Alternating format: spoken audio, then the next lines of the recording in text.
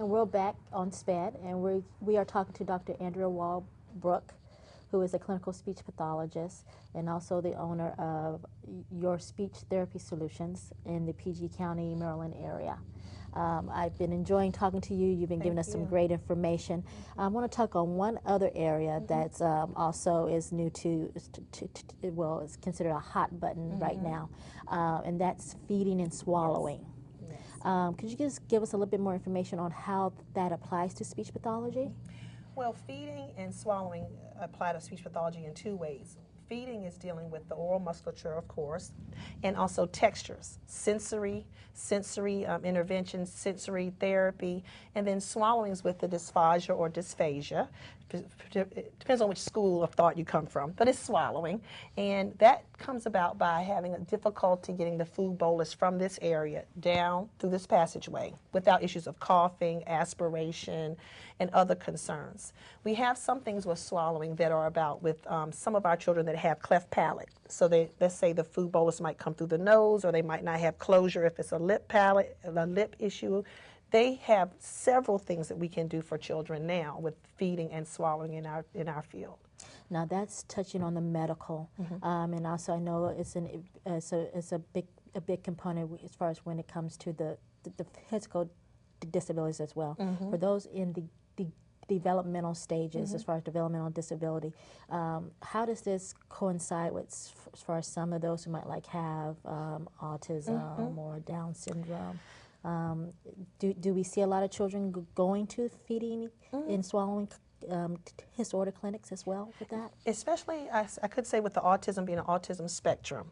And some of the feeding issues are oral sensory. The sensory, the tactile, the touch, the feeling is in the mouth. For example, some children like smooth food substances, which like pudding, jello, and that's all they're going to eat. If you gave them corn or string beans or something that feels like, I say, a grainy texture, that grainy texture to you and me might be just, let's say, corned beef hash. To them, it's like swallowing sandpaper. So the texture to them has been hypersensitivity. So we might think that Jello is something simple, but that to them that might feel like a water texture base or a smooth texture. But just imagine giving somebody a spoonful of corn and they feel like it's pebbles, and rocky pebbles at that. So some of the children just can't try those different textures, but you can introduce things at different ways. You can put some of the corn, 2 pieces in the pudding. 2 pieces in the Jello. You can put peach pieces in the Jello just to start getting different textures in. Now, mind you, they might become a magician and eat the Jello and then spit the peach out, but at least you tried. As far as, could you give us some signs that parents can look for to see if might be an area that they might want to talk about as far as with the speech pathologist in regards to receiving services for feeding disorders or swallowing disorders? Well, in infancy and in the beginning stages of eating, you look at swallowing. If you have a child that's gagging on just liquids, or let's say you start adding a liquid in the old-fashioned ways, a little bit of, they want to put something in the liquid so they go to sleep, and they start gagging and the textures stay in the mouth, or they have a cough or a different change in their voice, like their cry becomes like a thicker cry, that means they're not getting that bolus down. Let's say they start to gag, or say the food comes out of the nose, then we're looking at some more concerns there too. But there are some signs with feeding. If you go to Ages and Stages, the American Academy of Pediatrics, they have a new, well not new, but agreed upon way of milestones and markers for children called Ages and Stages. They talk about feeding, they talk about toileting, they talk about every aspect of development. And it gives parents a way to say, well, this is what a pediatrician is expecting at this age.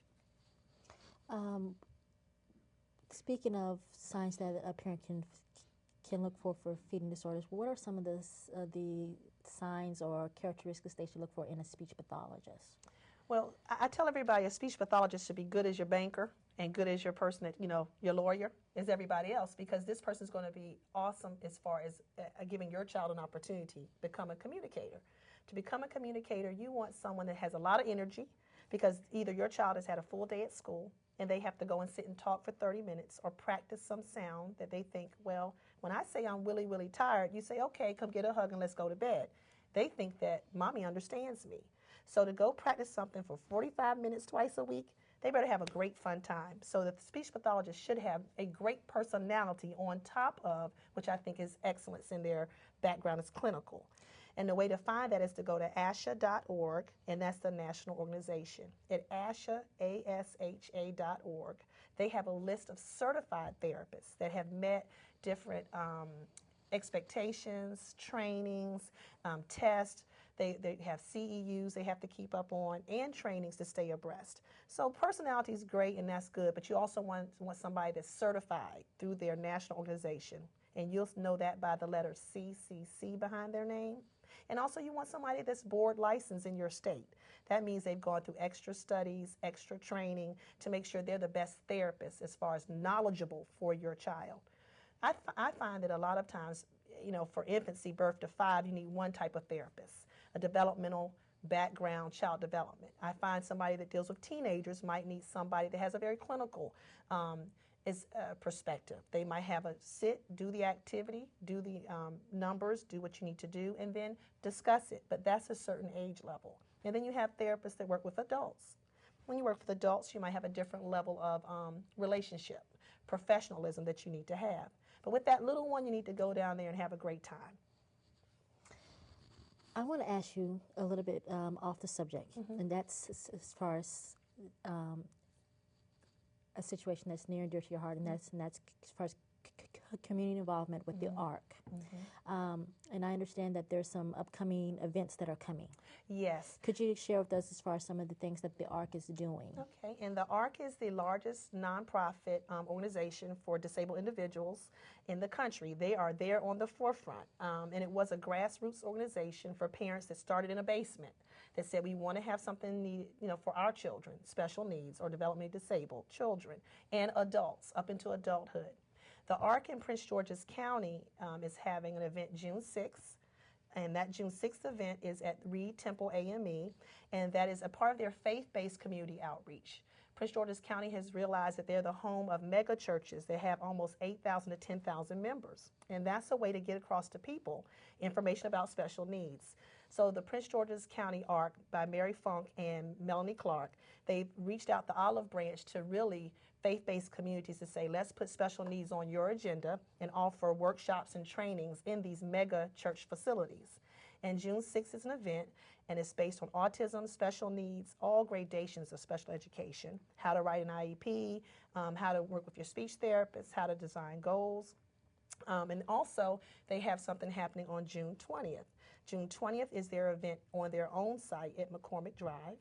And then June 27th, I want to say, they're having the combined activity with the Developmental Disabilities Administration. And that's at the Foundation School on that date. And that's a Saturday at the end of June. And you can go to the DDA website. Now, are there any new services that have taken place within the county of Prince George County or Prince George County?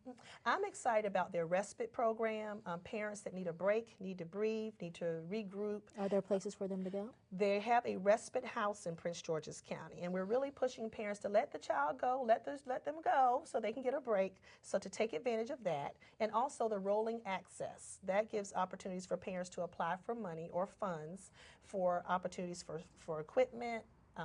It could be a voice output device, AAC, it could be therapy, it could be their camp fee, the special camps we have like Camp Sunshine.